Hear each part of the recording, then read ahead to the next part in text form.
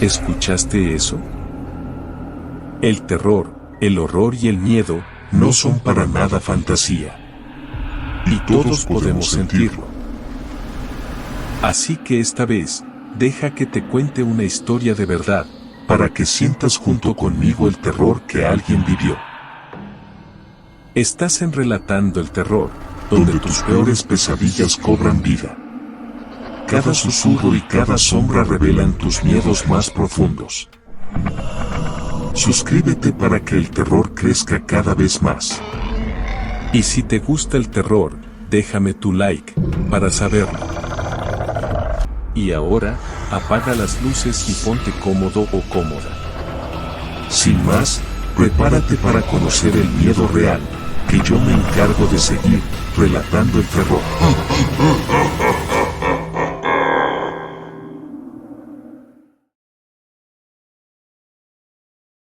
Nahual en San Miguel.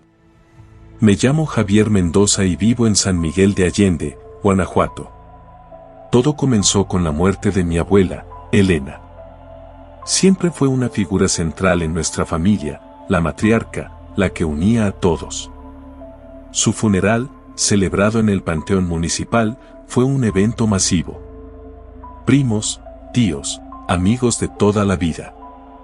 La pequeña capilla se quedó chica. Recuerdo el olor a flores, el calor sofocante de agosto y el llanto contenido de mi madre. Mi esposa, Sofía, me tomó de la mano. Lo siento mucho, mi amor, susurró, apretando mis dedos. Sofía nunca conoció realmente a mi abuela. Se habían visto un par de veces, pero la distancia entre la Ciudad de México, donde vivíamos antes de mudarnos a San Miguel, y este pequeño pueblo, hacía las visitas esporádicas. Sin embargo, Sofía entendía el dolor de perder a un ser querido. Ella había perdido a su padre hacía unos años. Después del funeral, mientras la gente se dispersaba lentamente, mi tío Ricardo me llamó a un lado. Ricardo era el hermano mayor de mi madre, un hombre corpulento, de pocas palabras y mirada seria. Javier, necesito hablar contigo. Es sobre la abuela. Nos alejamos del bullicio y nos sentamos en una banca de piedra, a la sombra de un ciprés centenario. Tu abuela era especial, comenzó Ricardo, mirando al suelo. Ella sabía cosas. Cosas que no se aprenden en la escuela. Fruncí el ceño. ¿A qué te refieres, tío? Ricardo suspiró. Hay historias antiguas en nuestra familia. Cosas que se transmiten de generación en generación. Historias sobre nahuales. Reí incrédulo. ¿Nahuales? ¿En serio? Creí que eran solo leyendas. No lo son, Javier. ¿Y tu abuela? Ella tenía tratos con ellos. No entendía nada. Mi abuela, una mujer religiosa, devota de la Virgen de Guadalupe, ¿tenía tratos con seres míticos? No encajaba. No estoy seguro de entender, tío. Tu abuela protegía a la familia. A cambio, les ofrecía algo. No sé qué era, nunca me lo dijo. Pero ahora que ella no está, me preocupa lo que pueda pasar. ¿Qué quieres decir con lo que pueda pasar?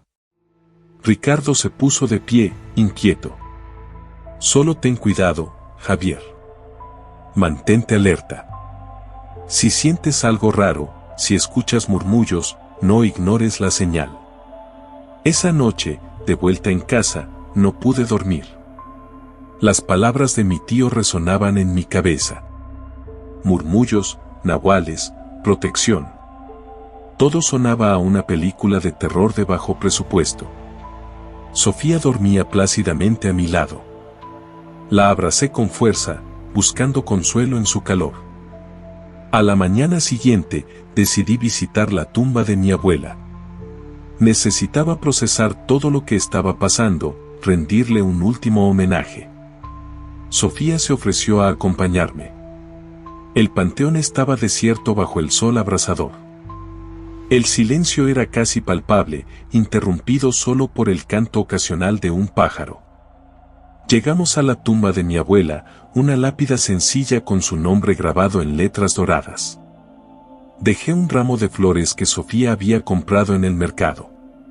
Nos quedamos un rato en silencio, contemplando la tumba. De repente, sentí un escalofrío recorrer mi espalda.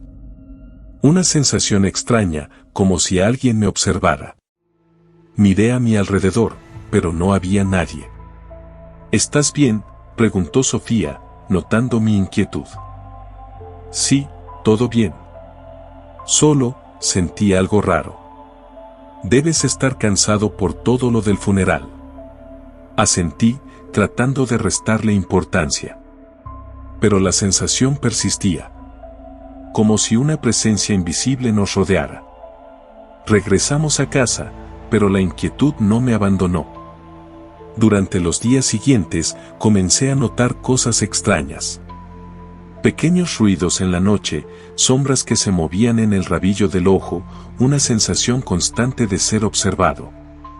Una noche, mientras leía en la sala, escuché un murmullo débil que parecía provenir del jardín. Al principio, pensé que era mi imaginación, pero el murmullo se hizo más fuerte, más claro. Parecía una voz, o varias voces, susurrando algo incomprensible. Me levanté y me acerqué a la ventana. El jardín estaba en penumbra, iluminado solo por la luz de la luna. No vi nada, pero el murmullo seguía ahí, constante, inquietante. Desperté a Sofía. «Escucha, ¿oyes eso?», le pregunté, temblando. Sofía aguzó el oído. «No oigo nada, Javier». «¿Estás paranoico?» «No, en serio. Hay algo ahí afuera». Murmullos. Sofía se levantó y se acercó a la ventana. «No hay nada, mi amor. Solo el viento». Pero yo sabía que no era el viento. Era algo más. Algo siniestro. A partir de esa noche, los murmullos se hicieron más frecuentes, más intensos. Los escuchaba en todas partes, en la casa, en la calle, incluso en el trabajo. Me estaban volviendo loco.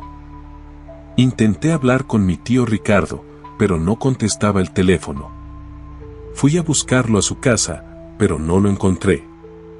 Sus vecinos me dijeron que se había ido del pueblo, sin decir a dónde. Me sentía solo y desamparado. No sabía a quién recurrir. Sofía pensaba que estaba perdiendo la cabeza. Cada vez que le hablaba de los murmullos, ponía los ojos en blanco y me decía que necesitaba descansar. Una noche, Sofía llegó a casa del trabajo visiblemente alterada.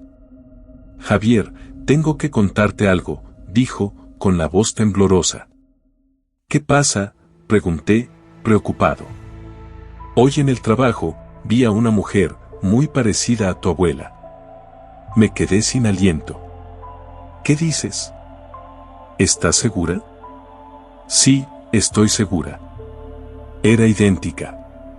La misma cara, el mismo pelo blanco, la misma ropa». Me quedé paralizada. Quise acercarme, pero ella desapareció entre la multitud. El miedo me invadió. Ya no era solo mi imaginación. Sofía también había visto algo. Algo que no tenía explicación. Decidí investigar el pasado de mi abuela. Empecé a buscar en el archivo familiar, revisando viejos documentos, fotografías, cartas. Quería encontrar alguna pista, algo que me explicara lo que estaba pasando. Encontré una vieja caja de madera escondida en el ático. Estaba llena de objetos extraños, amuletos, hierbas secas, piedras talladas. También había un libro antiguo, escrito en un idioma que no reconocí. Llevé el libro a un experto en lenguas antiguas de la universidad. Después de examinarlo, me dijo que estaba escrito en una variante arcaica del náhuatl. Este libro habla de rituales antiguos, de invocaciones a seres sobrenaturales, me dijo el experto. Es peligroso. Deberías deshacerte de él. Pero yo no quería deshacerme del libro. Sentía que era la clave para entender lo que estaba pasando. Decidí traducirlo por mi cuenta, con la ayuda de un diccionario de náhuatl antiguo. La traducción fue lenta y difícil, pero poco a poco fui descifrando el significado de las palabras. El libro hablaba de nahuales, de seres humanos capaces de transformarse en animales, de pactos con fuerzas oscuras. También hablaba de sacrificios, de ofrendas que debían hacerse a los nahuales para mantenerlos contentos. El horror me invadió al leer esas palabras. ¿Mi abuela había hecho sacrificios? ¿Había ofrecido algo a los nahuales a cambio de protección? Entonces lo entendí. Los murmullos, las sombras, la aparición de mi abuela. Los nahuales habían venido a cobrar la deuda. Ahora que ella no estaba, me tocaba a mí pagar. Una noche, mientras dormíamos, Sofía y yo fuimos despertados por un ruido terrible. Era un aullido, un alarido bestial que venía del jardín. Nos levantamos de la cama y nos acercamos a la ventana. Lo que vimos nos heló la sangre. En el jardín, a la luz de la luna, había una figura grotesca. Era una criatura mitad hombre, mitad animal. Tenía el cuerpo cubierto de pelo, garras afiladas y ojos brillantes. El nahual. La criatura nos miró fijamente, con una expresión de odio y furia. Luego, comenzó a golpear la puerta con sus garras. La puerta se estremeció bajo los golpes. Sabíamos que no resistiría mucho tiempo. Tomé a Sofía de la mano y corrimos hacia la parte trasera de la casa. Teníamos que escapar. Salimos por la puerta trasera y corrimos hacia el bosque que rodeaba la casa. La noche era oscura y fría. El nahual nos seguía de cerca, emitiendo aullidos aterradores. Corrimos durante horas, sin detenernos. Sabíamos que el nahual era más rápido y fuerte que nosotros. Solo era cuestión de tiempo antes de que nos alcanzara. Finalmente, llegamos a un pequeño pueblo cercano. Buscamos refugio en una iglesia. El cura nos escuchó con incredulidad, pero nos permitió quedarnos. Pasamos la noche en la iglesia, temblando de miedo. A la mañana siguiente, regresamos a nuestra casa. Lo que encontramos nos dejó sin aliento. La casa estaba destrozada. La puerta había sido arrancada de sus bisagras. Los muebles estaban volcados. Las paredes estaban cubiertas de arañazos y manchas de sangre. El nahual se había ido, pero su presencia se sentía en cada rincón de la casa. Decidimos abandonar San Miguel de Allende. No podíamos seguir viviendo allí. Sabíamos que el nahual volvería. Nos mudamos a la Ciudad de México, lejos de los murmullos y las sombras. Pero el miedo nos persigue. Cada vez que escucho un ruido extraño, cada vez que veo una sombra que se mueve, pienso en el nahual.